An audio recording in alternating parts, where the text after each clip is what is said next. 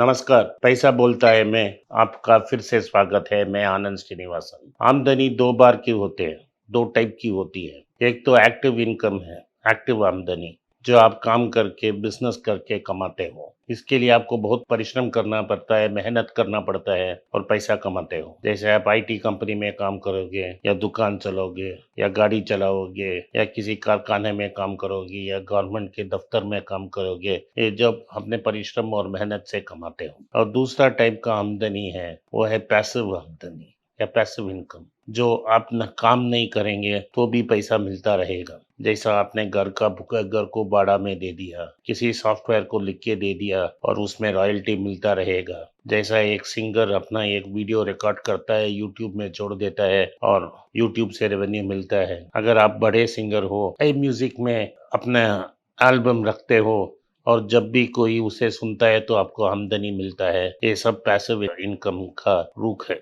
लेकिन सरासर आम आदमी को पैसिव इनकम किधर से मिलती है? अगर उसके पास लेगेसी का प्रॉपर्टी है, जो 2010 के पहले उन्होंने कमाया है, कमा के खरीदा है, तो उसमें से अच्छा बढ़ा आएगा। और 2012 के बाद रियल एस्टेट में दाम का बढ़ावा बहुत नहीं हुआ है। फ्लैट्स एम्प्टी हैं, खाली हैं, लोग उसमें रह नहीं रहे हैं। मद्रास से 30 किलोमीटर दूर जो फ्लैट्स हैं उसमें भाड़ा में नहीं जा रहे हैं, कोई उसको रेंट करने के लिए तैयार नहीं है। दिल्ली में, बॉम्बे में, सभी जगह में यही हाल है। नोएडा में, गुड़गांव में कितने फ्लैट एम्प्टी हैं, कितना केस कोर्ट में चल रहा है। लेकिन जो 2010 के पहले ही जिसके पास प्रॉपर्टी था, उसका दाम दुगना या चुगना हो गया। तो भाड़ा बहुत अच्छा मिलता था। जिसने सन 90 में प्रॉपर्टी लिया और कंस्ट्रक्शन किया था, जहां 5,000 10,000 का भाड़ा मिलता था, लेकिन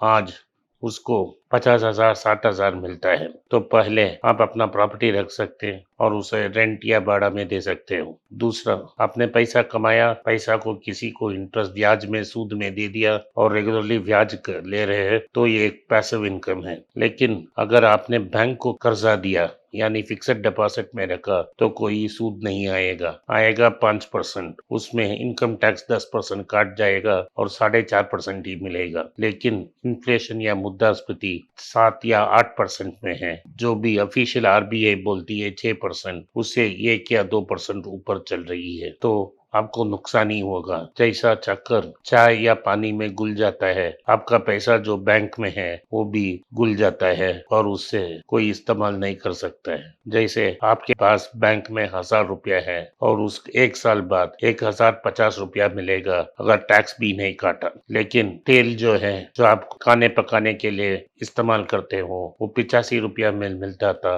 अब तो 180 190 में मिल रहा है। सब चीजों का दाम उतना बढ़ गया। पेट्रोल का दाम 70 रुपया था, आज 105 रुपया है। सबका दाम 20 या 25% ऊपर गया है। लेकिन आरबीआई बोलती है 6%, तो हम 6% ही ले लें, फिर भी आपको 1% का नुकसान होगा। तो आप बैंक में नहीं डाल सकते हो पैसा। क्या कर सकते हो? अच्छे कंपनी के बॉन्ड खरीद सकते हो। लेकिन अगर कंपनी में फिक्स्ड डिपॉजिट डाले और कंपनी दीवान हो, कंपनी बर्बाद हो गया, तो आपका पैसा भी बर्बाद हो जाएगा। तो आपको देख के एक बड़ा कंपनी का बॉन्ड में डालना पड़ेगा, जिसमें रेगुलरली स्टॉक एक्सचेंज में ट्रेड हो रहा है वो बॉन्ड, उसमें डालना पड़ेगा। तो तब आपको जाके 8 या 9% मिलेगा। तो क्या करें? तो आपको पैसिव इनकम के लिए और चीजों की खोज करनी पड़ती है। अगर आप लिख सकते हैं तो आप लेखक बन सकते हो, ब्लॉग लिख सकते हो, ब्लॉग से इश्तहार छपते हैं तो पैसा मिलता है आपको। ड्राइंग कर सकते हो, चित्र बना सकते हो और वो चित्र को बेच भी सकते हो। आज फोटोग्राफी का बहुत बड़ा डिमांड है। शटरस्टॉक जैसा बड़े वेबसाइट हैं जहां आप अपने फोटोग्राफ का स्टॉक अपलोड कर सकते हो और जब जब लोग आपका फोटो यूज करेंगे तो आपको पैसा रॉयल्टी में मिलेगा। अगर आप अच्छा म्यूजिशियन हो, कोई इंस्ट्रूमेंट खेल सकते हो, प्ले कर सकते हो या गाना गा सकते हो। तो अगर आप यूट्यूब में डालते हो तो लोग हर बार जब सुनते हैं उसमें तो एडवर्टाइजमेंट आएगा ही और उसमें से गूगल आपको शेयर कर सकती है। और क्या कर सकते हैं आप, अगर आप घर में रहते हो तो कुछ का हाउस वाइफ हो तो आप खाना पका सकते हो और खाना बेच सकती हो, जैसा केक बेकिंग कर सकती हैं, बर्थडे के लिए केक बेच सकते हैं। अगर आपका केक बहुत अच्छे हैं तो डिमांड आएगा, क्योंकि जो बेकरी में से बर्थडे का केक लेते हैं वो बहुत महंगा है। अगर आप अच्छे बेकर हो, मार्केटिंग करके अपना चीज बेच सकते हो। ये सिर्फ मैं केक एक एग्जांपल दे रहा हूँ, एक उदाहरण दे रहा हूँ। आप किसी भी चीज को बेच सकते हो, तो आप अचार बेच सकते हो, पापड़ कर सकते हो, बहुत सारे छोटे छोटे चीज कर सकते हो। दूसरा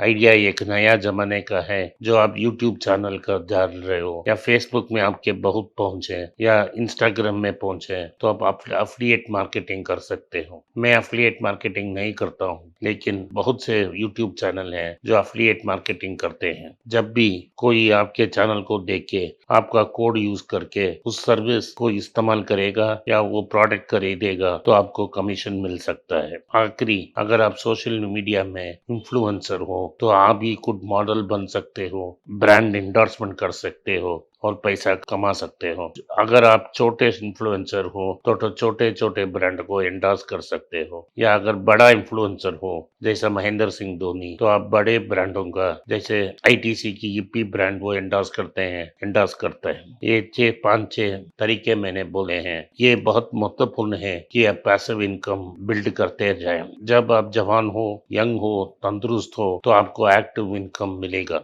लेकिन जब आपका उम्र बढ़ता जा रहा है, जैसा मेरा 54 साल का है, तो एक्टिव इनकम कम हो जाएगा और पैसिव इनकम बढ़ाना पड़ेगा ही। 60 के साल के बाद, रिटायरमेंट होने के बाद आदमी को एक्टिव इनकम बहुत कम मिलेगा। ऐसे बहुत कम लोग हैं जो 60 साल के बाद काम कर सकते हैं, उनको काम मिलेगा। जो रिटायर हो जाते हैं, ये इधर वो अपने बेटे और बेटियों पे डिपेंडेंट है, या तो उनके पैसिव इनकम इतना बढ़ जाता है तो आराम से रेंट में जी सकते हैं, या सूद में पैसा जो आ रहा है उसमें उससे ले सकते हैं। स्टॉक मार्केट में भी पैसिव इनकम मिल सकता है। अगर आप एक अच्छे स्टॉक को बहुत कम दाम में खरीद लेते हो तो डिविडेंड यील्ड बहुत ज्यादा हो जाएगा। जैसा आईटीसी को अगर आपसे 150 रुपया के नीचे खरीदा हुआ तो आपको लगभग 7 या 8% का डिविडेंड मिलेगा। वो डिविडेंड यील्ड 7 या 8% होगी और आपको खुश हो जाएंगे।